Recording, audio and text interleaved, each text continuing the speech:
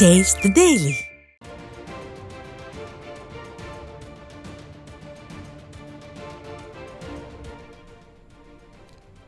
அண்மைச் செய்தி.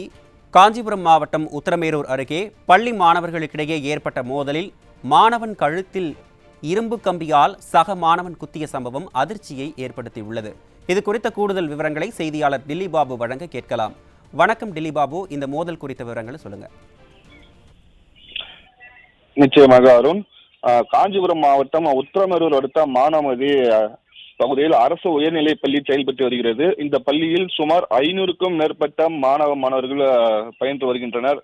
இந்த நிலையில் மானாமதி அடுத்த வயலூர் பகுதியைச் சேர்ந்த வெங்கடேசன் என்பவரது மகன் நிக்கில் 12ஆம் வகுப்பு பயின்று வரும் நிலையில் நேற்று மாலை பள்ளி முடிந்து வீட்டிற்கு செல்லும் வழியில் பள்ளி அருகே உள்ள மைதானத்தில் சக மாணவர்களுக்கு இடையே மோதல் ஏற்பட்டுள்ளது.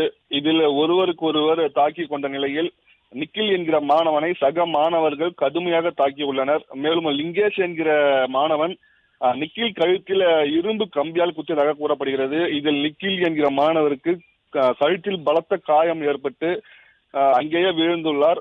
இதனை கண்ட அக்கம் பக்கத்தினர் உடனடியாக அந்த மாணவனை மீட்டு 108 ஆம்புலன்ஸ் மூலமாக செங்கல்பட்டு அரசு மருத்துவமனைக்கு அனுப்பி வைத்துள்ளனர்.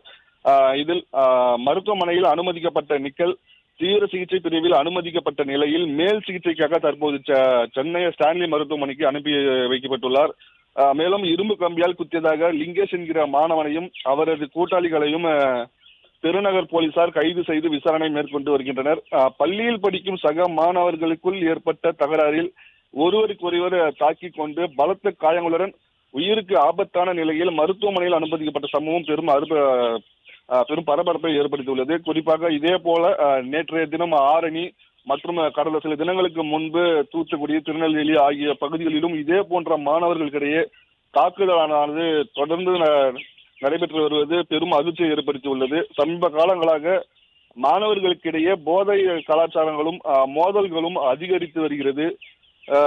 இதனால் தமிழக அரசோ அல்லது பள்ளி கல்வித்துறையோ மாணவர்களை நல்வழிப்படுத்த இதுவரை எந்தவித நடவடிக்கையும் மேற்கொள்ளாமல் இருப்பது பெற்றோர்களிடையே பெரும் அதிர்ச்சியை ஏற்படுத்தியுள்ளது. இனிமேலாவது இது போன்ற சம்பவங்கள் மீண்டும் நடைபெறாமல் இருக்க பள்ளி கல்வித்துறை மாணவர்களை நல்வழிப்படுத்துவதற்கான முயற்சிகளில் ஈடுபட வேண்டும் என்பதே அனைவரது பெற்றோர்களின் கோரிக்கையாக உள்ளது. அருண், விவரங்களை வழங்கியமைக்கு நன்றி டில்லி பாபு.